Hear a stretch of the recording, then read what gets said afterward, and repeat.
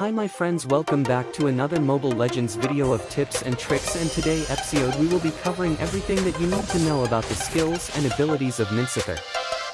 I created this tutorial so that you will be able to understand about the mechanics of this hero.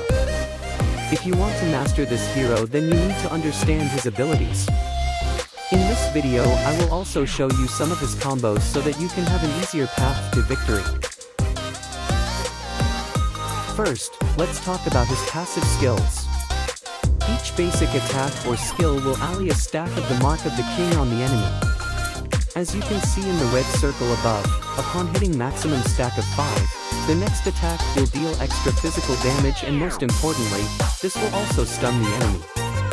Hence, with this revamp, one of the key things is to trigger his passive as often as possible, dealing maximum damage to the enemies.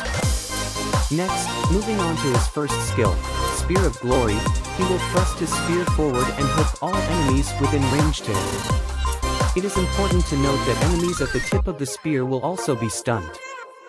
This skill is similar to Franco's hook. His second skill, Shield Assault, deals damage to enemies in a straight line in front of him based on where he is facing. At the same time, when casting this skill, he also reduces the damage taken from the front by 3 seconds and enhancing his basic attack. Lastly, his ultimate calls on 4 royal guards to form a field around him. These guards will not move but will attack all enemies in the field. Enemies in the field are slowed for 20% and cannot use any movement skills. This ultimate is very useful for fighting against assassins such as Gusion, Lancelot, and even against heroes with dash skills such as Yujon, Harith. Next, moving on to his emblem. He can be played in 2 positions. Firstly, as a tank.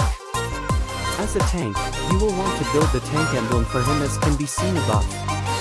As a tank, his playstyle is similar to how you will play Franco. He can also be played on the EXP lane. As an EXP laner, you can either build the solo assassin emblem or the fighter emblem. The solo assassin emblem would make him deal more damage, allowing him to win the lane. Alternatively, if you want to be slightly more tanky, you can go for the fighter emblem. For me, I will personally prefer the solo assassin emblem, as you will be able to win the lane against most meta fighters easily. Next, moving to battle spell. If you are playing him as a tank, the recommended battle spell will be Flicker. This will allow you to initiate better and cast his ultimate more accurately. However, if you are playing him as an EXP laner, you can either use Flicker, Inspire, or Execute. I will personally recommend Inspire. This is as it increases his attack speed and allowing him to trigger his passive, which not only allow you to stun the enemy but also increases damage output. Next, moving on to his build, the first item will be his shoes. You can either use the Swift boots, or if you want more defense, you can use Tough or Warrior boots to survive your lane better. There are 3 core damage items that you should build on him. The first one is Corrosive Scythe. The second item is Demon Hunter Sword. The last item will be Golden Staff. These 3 items provide him attack speed. This will allow him to trigger his passive, making him a scary hero. For the last 2 items, if you are in the lead, you can opt to go more offensive and build Malefic Roar together with Immortality as your last item.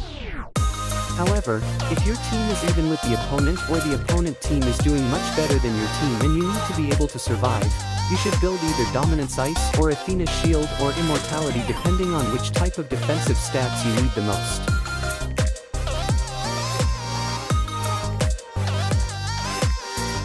His main combo, which is extremely useful against assassins or dash hero. You can initiate from the bushes or using your Flicker. Start by casting your ultimate. This will disable all the opponent's dash skill.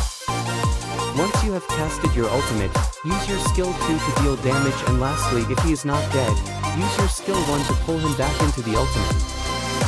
His second combo is best used for marksmen or any hero that do not have any dash skills. You can initiate by using your hook. Once you have hooked the opponent, Cast your ultimate to slow them down, and lastly deal your damage using skill 2.